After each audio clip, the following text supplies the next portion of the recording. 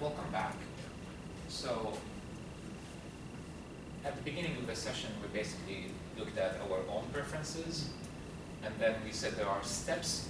So we've taken the second step, which is observing others, and we were able to notice their communication preferences. Yeah. And then the last step, the cherry on top of the cake, is basically flexing your communication skill. And we said flexing means Adapting. yes, adapting, exactly. So that's what we're going to be doing in the last part of the session. Okay. So let's start with the video. Let's try to reflect on what we've seen. So they're basically quite different, right? So what do you think they could have done to basically make the interaction more positive? All right, let's think of Bella, for example, because she's on the extreme, right? Yeah, that's right. Yeah. Maybe she could start with a small talk just to ease off the mood that could really lighten up the whole conversation. Yeah, that's absolutely fine, because that's what got actual kind of irritated in the middle of it. So yeah, some small talk wouldn't hurt. Yeah, even though that's not her style, but that's basically flexing, right? Actual, he got irritated. He's impatient. What do you think he could have done? I think he needs to learn how to manage his own emotions a bit more. Because even though it's true, maybe Bella and Cho were a bit frustrating at times, it's not very professional to roll your eyes in a meeting. Yeah, you're absolutely right. It's not on. So I think he himself should first be a little bit more aware of his body language and then adjust accordingly. Okay. But I think he needs to be a little bit more they all need to be a bit more self-aware. Okay. So how do you have an example of how does it look like? Or let's say his interaction with Bella, where he got irritated. So how would it look like if he tried to adapt to Bella's approach? What should he do more?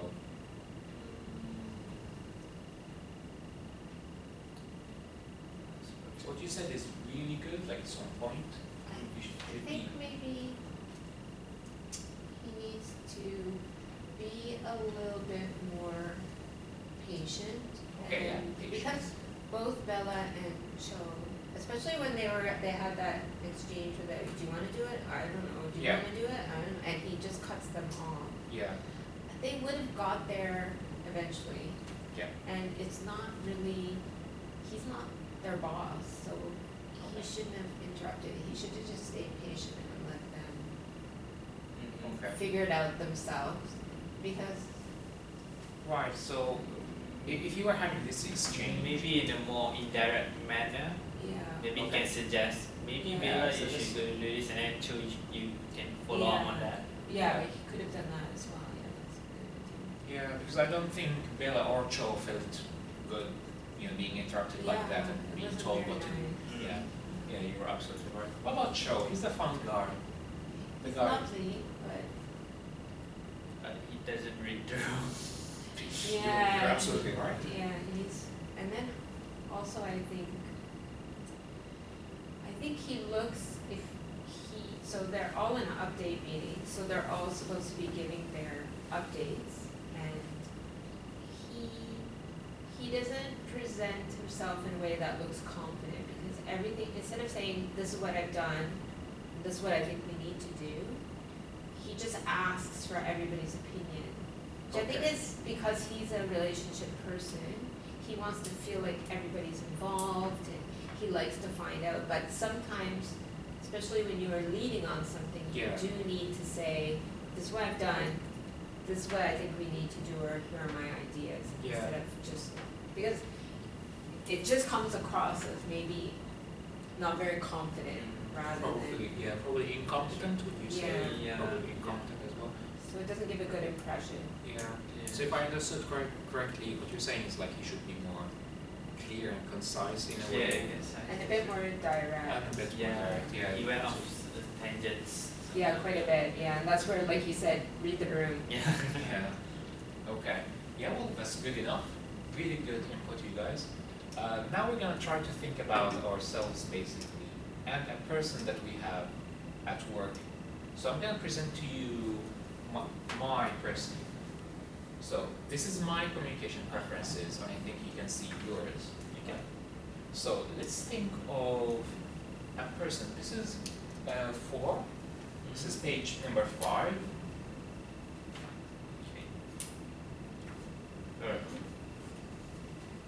Alright, and this is a personal case study. I'm gonna be telling you about a person that I struggled with a lot at work previously. We no longer work together. His name is Tom, and he used to be my line manager basically in British Council, Jordan. And I used to struggle a lot with getting along basically with communicating with him because we are kind of different. And this is how we are different. He's more of a business first kind of guy, so he doesn't really chat unless it's work related. And the problem is, he's my line manager, and he's also the adults academic coordinator. So we used to talk a lot, and it's all work related. And whenever I try to, I don't know, have not a side talk, but something that is more personal, he would just basically stop me and just get back to the topic. So it was kind of a straightforward business first. And like thing is, in my culture, it's really important to build relationships and rapport. So I think I struggled a lot with him, and I used to think that he's kind of rude. But after thinking about it, I thought, you know, it's maybe, I mean, there's nothing wrong with being business first or people first. It's just that we might need to understand that we don't need to be friends. Like it's important to have good relationship at work, and stay professional, but we don't really need to be friends. So that's our first difference. He never showed emotions, like at all. It's always a palm face, basically. And the last thing is, he's really indirect, and it's a bit different to mine because I like to use shorter sentences. He's like a bit more indirect, so this is what I struggled with. And for that, so this is the next one, page 6, and this is what I wrote. These are the differences: reserved and business first.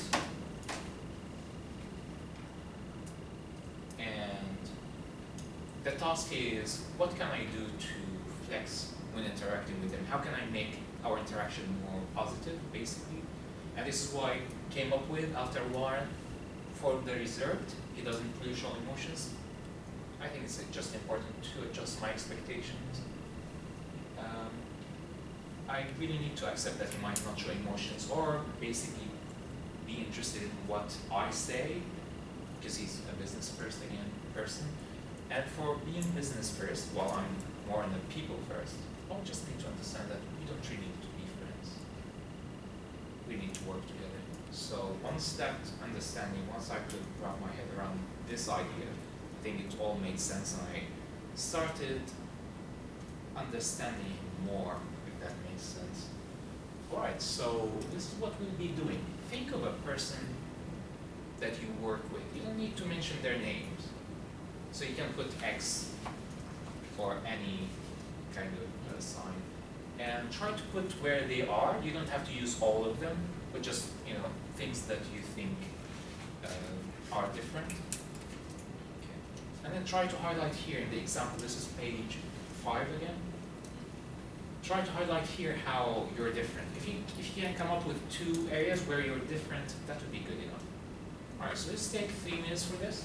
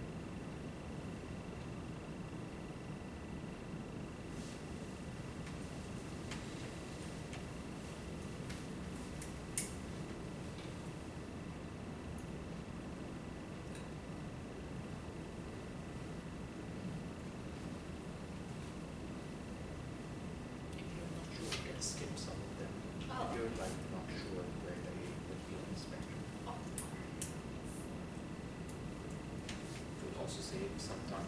No, I can't see words. But you don't need their names, basically. Yeah, that's true. As a teacher, I worked a long time for my own. I see. My own brain is like, what is his name again? Okay, anyways, all right.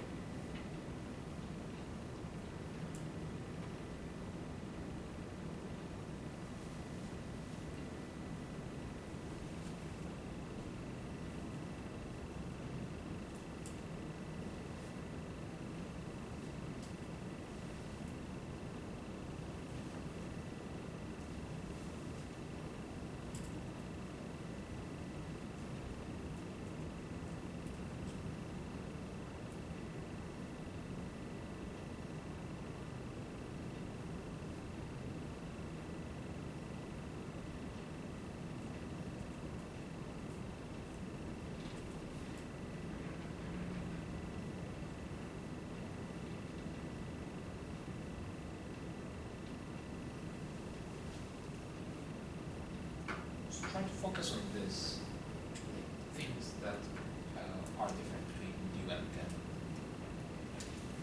Just try to get like 2 areas.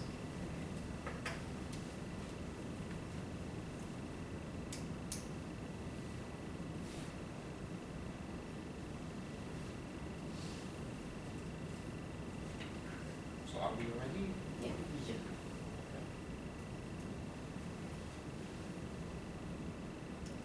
Alright, so would you like to share together what the areas, the differences are?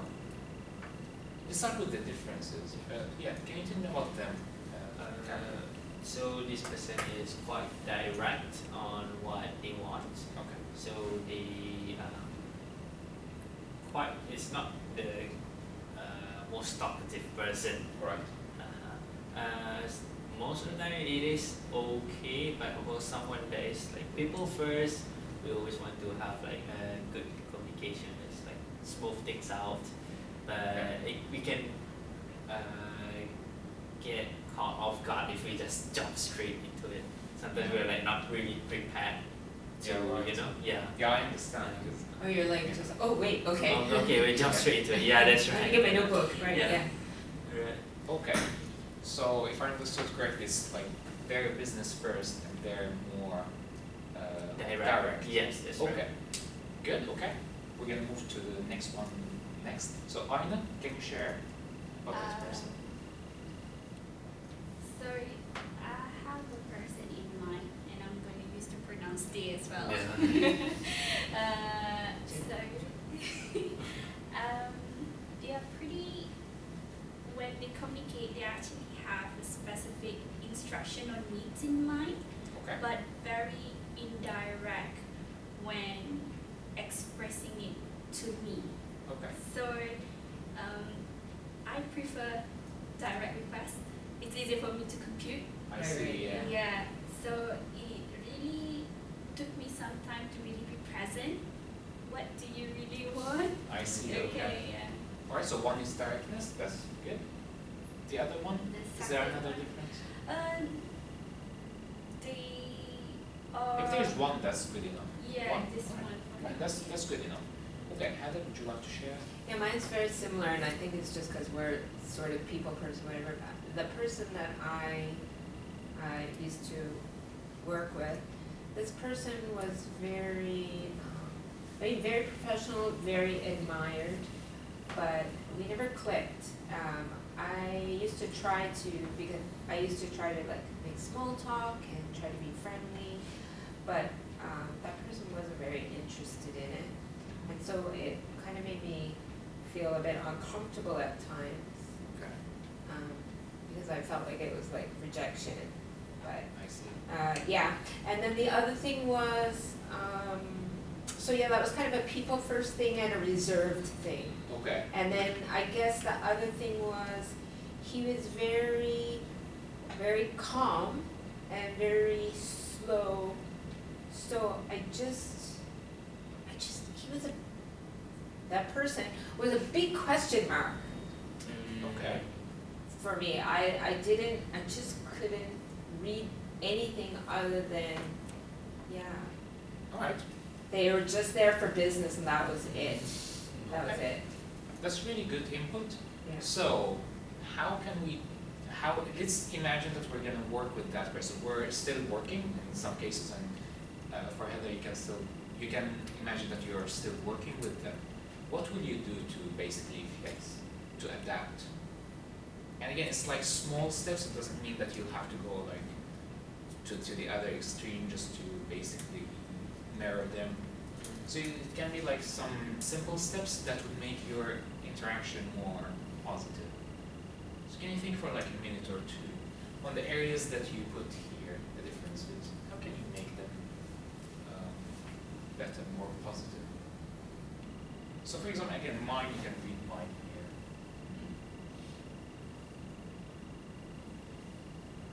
I do have one. Yeah, For please. example, someone is more direct and business Yeah. first.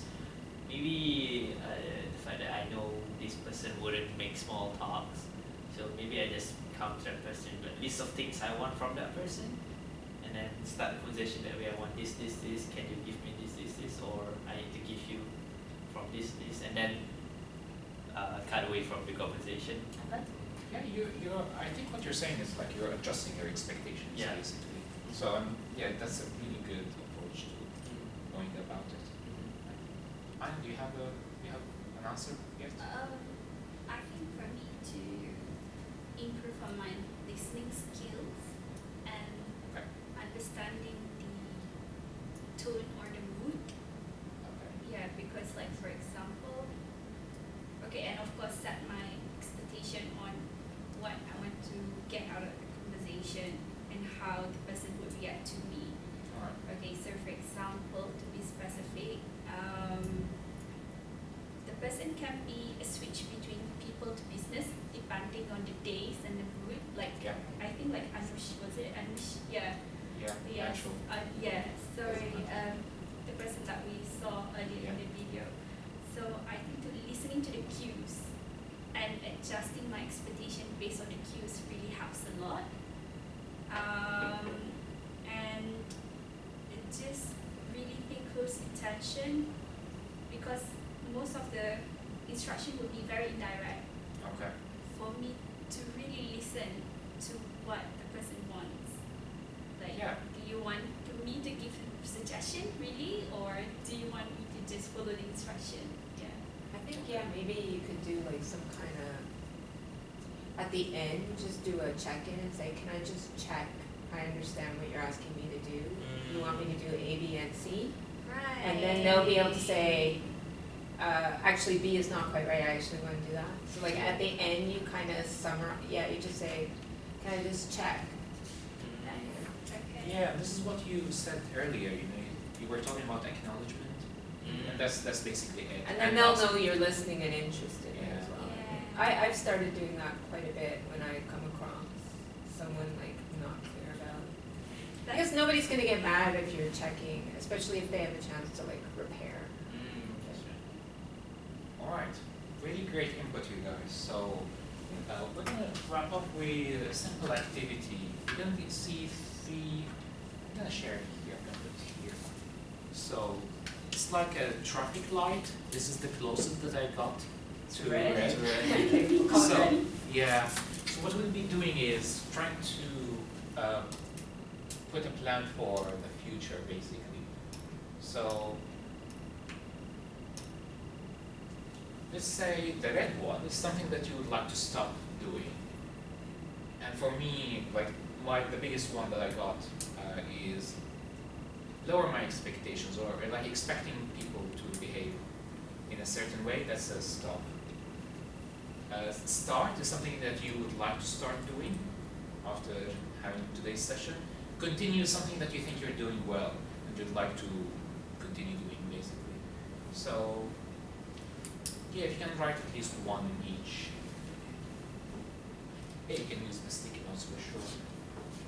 Or you can just try to write. Okay. Alright. So yeah, you can take this. Or should we do this? Heather, can you start with stop? Okay, Is okay, it and okay then they'll to start? swap around. Yeah. Okay, Alright. okay. Yeah, so You. if you can get 1 or 2 points, that would be so good. Okay. It's my stop sign. Okay. That's cute.